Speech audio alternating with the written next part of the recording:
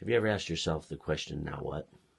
Have you ever gotten to that point where you faced a heartache or a brokenness or a trouble or a struggle or a trial, and you come to a complete stop and you look in the mirror as you're brushing your teeth and you say, now what am I supposed to do?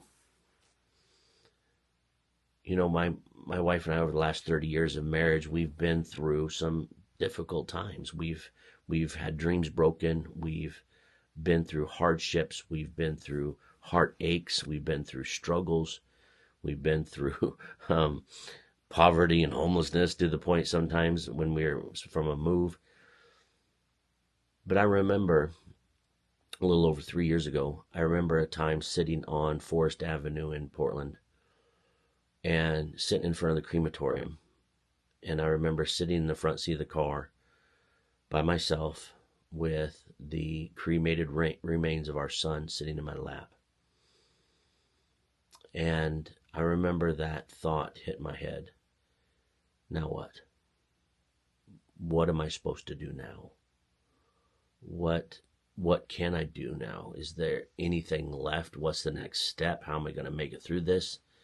How can I even, that 30-minute drive home, how could I even do that?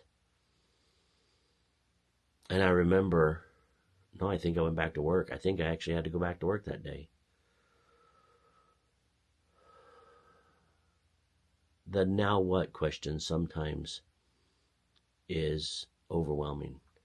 I remember many different times going through other issues and other struggles and other hardships and other broken times, other dark times, and being able to, put on the air of, I got this, I can handle this. Well, this next step, well, I'll just go do this, or I'll fix that, or I'll plan this, or I'll go there, and I'll take that next quick step. And I remember that day sitting there holding Chris's remains, and I got to the point where I realized I don't have a now what. I don't even think I have enough of what it takes to even go home. And I think far too many times we try to put on this air that everything's good and we can make it through this, and we just got to take a next step, and we just got to move forward. And sometimes we don't have a now what. Sometimes we don't have the next step. Sometimes the next step may be to just pause. Sometimes the next step may be to just take a breath. Sometimes the next step is to just sit and rest for a moment. Sometimes the now what is to just breathe and seek some light so you can see again before you try looking for the next now what. And sometimes there isn't a now what. Sometimes things end, and sometimes things end abruptly and painfully. And so the now what might just simply be a pivot, or a time of healing, or a time of refreshment, or a time of Sabbath, a sabbatical. But I want to let you know, just from my heart, that when you ask yourself that question of now what am I supposed to do? Now where am I supposed to go? Whether it's a broken relationship, a lost job, a heartbreak, a brokenness, a death, and you face those issues, and you face that hurt, and you face that struggle, and you face that time, and you're like, what am I supposed to do now? Now, what's the next step I'm supposed to take? How can I even move? Because I feel frozen. I feel stuck. I feel broken down. Well, guess what? That now what may not be obvious, and that now what may be to just pause. Find a friend to talk to. Find a trusted counselor. And I think that's the most important thing, is to understand that it's okay to not have a now what, the next step, the push through, the breakthrough, the figure it out, the next step. There may not be one for a little bit. And I want to let you know that's okay. It's okay. Sometimes my wife and I we get into some heavy waves, or what we call hard Chris days, and we just struggle, and we don't even want to get up, don't want to go to work, don't want to go to church, don't want to feed the family, don't want to do anything. And those are the times that we just pause, wait a minute, and just wait, get through it, and then go forward. Sometimes when you have a now what moment, it's okay to just stop. You don't have to have all the answers. You don't have to have the next step immediately to move forward on. That's okay.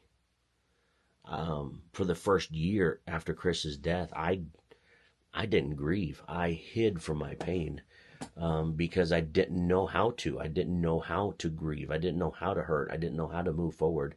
And you know what? That's okay. But when I finally was able to make the decision that I need to let myself grieve, that was the next now what, was start the actual grieving process. And I want to just be an encouragement to you that you may not have a now what. You may not have an immediate next step. It may take you a day or two or a week or a month or a year before you find the next now what. But that's okay. Don't be in a rush. Don't be in a hurry. Just take a pause and don't force trying to find the next now what in your life, because you may not have it for a bit. And I just want to be encouragement to you, and let that settle in, that you don't have to have the next step rearing and ready to go when you go through a tragedy or trial or struggle or breakdown. Sometimes you just need to just breathe. Maybe go to jiu-jitsu class and just kind of sweat a little bit. Sometimes you need to find a corner and cry. But you don't have to have it now what immediately available. And I'm a fixer. I got to have the next thing. But that's not realistic. So don't lose hope. Realize that sometimes you just don't have the answer just yet. And that's okay. Work through it. Take your time. Make sure you're working through it. Don't get so stuck that you never have a now what. But it's okay to just pause for a minute and not have all the answers. And you can make it through it. I know you can. Talk to you again.